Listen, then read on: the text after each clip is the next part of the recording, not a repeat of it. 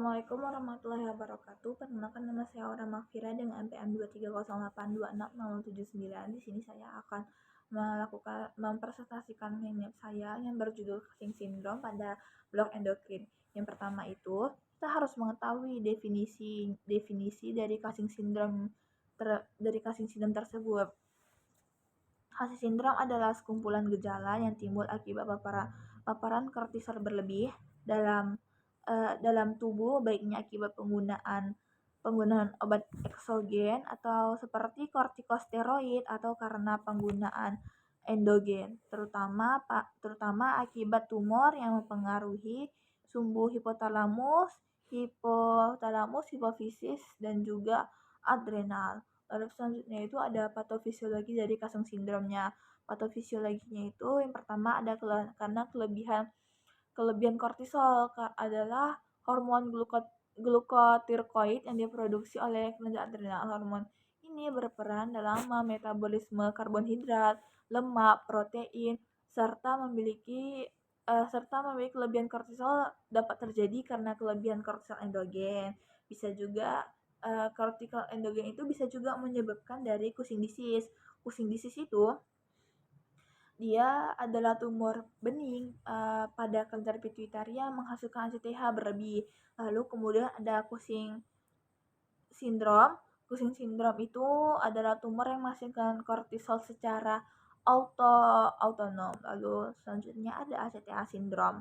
ACTH syndrome itu tumor ekstrapituitari, misalnya seperti paru-paru atau pankreas yang menghasilkan ACTH yang merangsang adrenal untuk menghasilkan kortisol. Lalu selanjutnya itu ada kelebihan kortisol eksogen.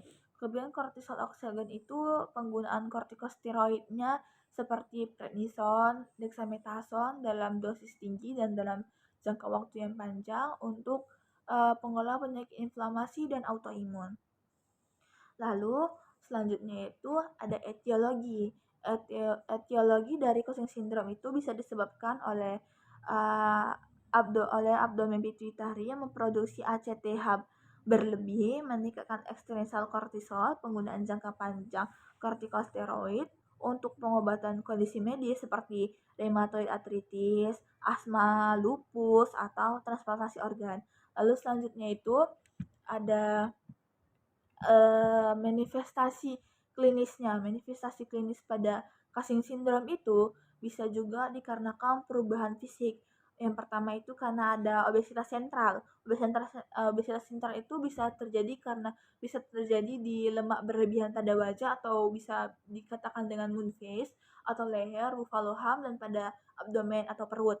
Baru ada hiperpigmentasi kulit. Hiperpigmentasi kulit itu terjadi terutama pada lipatan kulit atau tempat terkena ACTH yang juga merangsang produksi melanin. Lalu ada stretch mark, itu garis ungu atau merah akibat degenerasi kolagen pada kulit yang tipis. Baru ada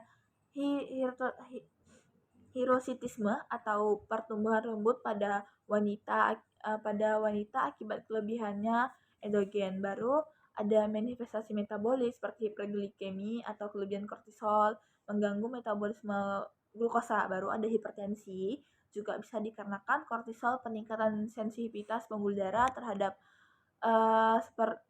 vasokonstriktor seperti norepinefrin atau osteoporosis,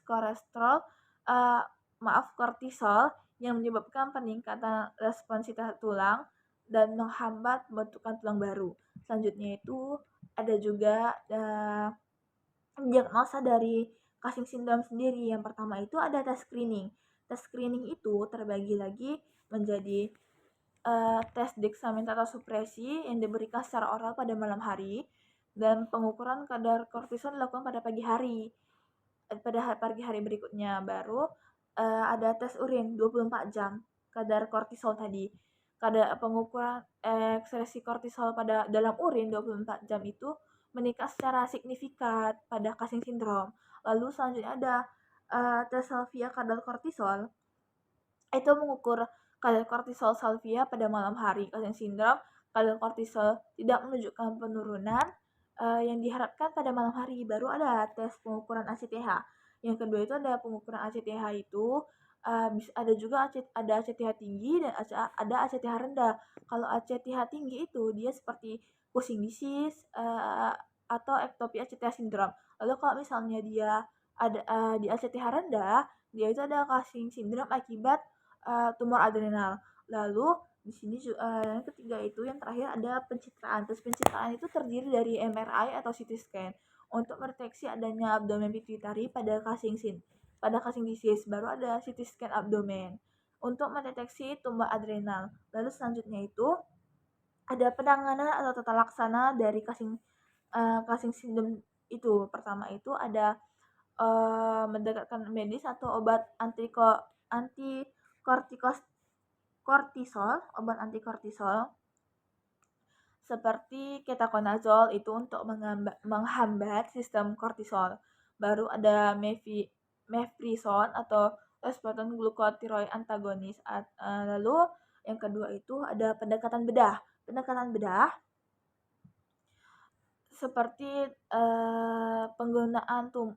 pengangkatan tumor pituitari pada pasien, baru ada pengangkatan kelenjar adrenal, baru ada pembelahan tumor atau pengangkatan tumor yang menghasilkan ACTH juga ditemukan pada lokasi ekstrapituitari.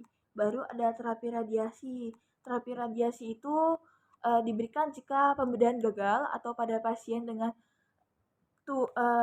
tumor pituitari yang tidak diangkat sepenuhnya. Baru yang terakhir itu ada terapi medis terfokus di dosis tinggi radiasi lokal untuk tumor pituitari. Lalu yang terakhir itu ada komplikasi. Komplikasi pada Cushing syndrome itu terdiri dari hipertensi arteri atau meningkatnya resiko penyakit jantung koroner atau stroke. Lalu ada diabetes mellitus atau DM, itu resistensi insulin meningkat pada gluconeogenesis. Baru ada osteoporosis pada patah tulang, itu akibat efek katabolik kortisol. Lalu yang terakhir itu ada infiltrasi gangguan menstruasi pada wanita disebabkan oleh gangguan pada sistem reproduksi akibat kelebihannya kortisol. Lalu di sini ada daftar pustaka yang saya gunakan. Mungkin sekian dari saya, lebih dan kurang saya mohon maaf. Assalamualaikum warahmatullahi wabarakatuh.